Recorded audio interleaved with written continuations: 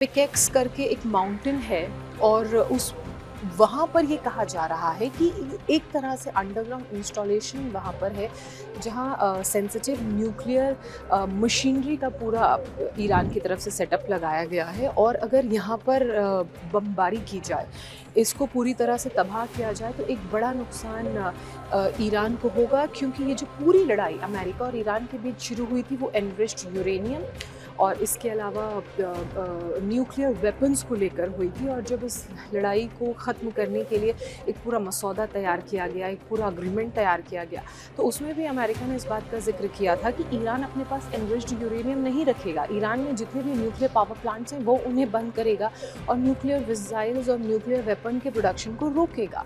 और enriched uranium इस सारे प्रोडक्शन को करने में मदद करता है। जब एनरिच्ड यूरेनियम ही नहीं होगा तो फिर जो न्यूक्लियर इंडस्ट्री जिसे डेवलप करने की कोशिश ईरान कर रहा है, न्यूक्लियर वेपन्स बनाने की कोशिश कर रहा है, वो एक तरह से पूरी तरह से रुक जाएगा। हालांकि उसको लेकर आगे कुछ और दौर की बात चली और फिर ईरान की तरफ से ये कहा गया कि हमारा जो न्यूक्लियर प्रोग्राम है वो हम अमेरिका के कहने से बंद नहीं करेंगे, या फिर हम अपना एनरिच्ड यूरेनियम अमेरिका को नहीं देंगे। एक तीसरा देश मध्यस्थता कराने के लिए एज अ मीडिएटर होना चाहिए जिसके पास रहेगा।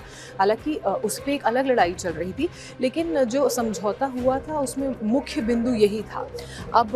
अब ये पता चला है कि ये जो पिकेक्स माउंटेन है, यहाँ पर एक अंडरग्राउंड पूरा न्यूक्लियर साइट टाइप की डेवलप की गई है जहाँ इस तरह से न्यूक्लियर वेपन्स बनाए जाते हैं।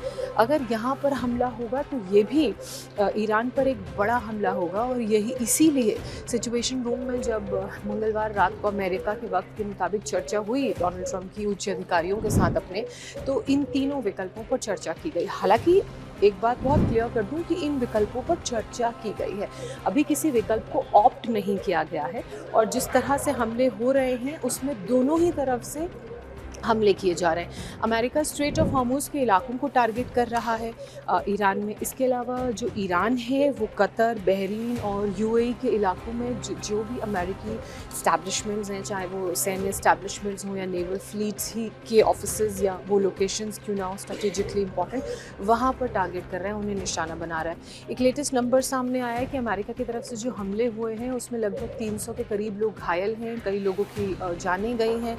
इसके अलावा कई लोग इस वक्त जो है वो गंभीर हालत में अस्पतालों में भर्ती हैं। और लगातार ईरान की तरफ से भी ये कहा जा रहा है कि अगर अमेरिका अपने हमलों को रोकता नहीं है और उस अग्रीमेंट को फॉलो नहीं करता है, सीज़ फायर का वायलेशन क्योंकि लगातार हो रहा है, तो ऐसे में ईरान की तरफ से भी करारा जवाब दिया जाएगा। और ईरान के पास भी इस क्षमता की मिसाइलें हैं जो अमेरिका को बड़ा नुकसान पहले भी पहुंचा चुकी हैं युद्ध के पहले चरण में, और ये अब जो दूसरे चरण का युद्ध शुरू हुआ है उसमें भी नुकसान पहुंचाने में ये मिसाइलें सक्षम हैं। अभी सिर्फ चर्चा इन विकल्पों पर हो रही है, अंतिम फैसला लिया जाना बाकी है। लेकिन इस अंतिम फैसले से पहले डोनाल्ड ट्रंप के जो अलग अलग तरह के बयान सामने आए हैं वो भी एक तरह से आप समझ लीजिए कि संकेत हैं कि क्या ये फैसला लिया जा चुका है या नहीं लिया गया है। अमेरिका ये समझ रहा है कि उनको अपने सैन्य पावर को और बढ़ाने की ज़रूरत है, इसीलिए डिफेंस के बजट में बढ़ोतरी की बात अमेरिका की तरफ से कही गई। हालांकि अमेरिका चाहता है कि वो ईरान के साथ मीडिएशन करे। जेडी वेंस की बात करें जो वाइस प्रेसिडेंट हैं अमेरिका के, उनकी तरफ से लगातार ये भी कहा गया है कि अमेरिका और ईरान के बीच मीडिएशन होना चाहिए, वो इस युद्ध के खिलाफ हैं। और उनकी तरफ से इजराइल को भी लताड़ा गया कि इजराइल में कुछ लोग ऐसे हैं जो नहीं चाहते हैं कि अमेरिका और ईरान के बीच ये मीडिएशन हो और ये जो एक बार फिर से युद्ध अपने दूसरे चरण में पहुंच चुका है वो ख़त्म हो।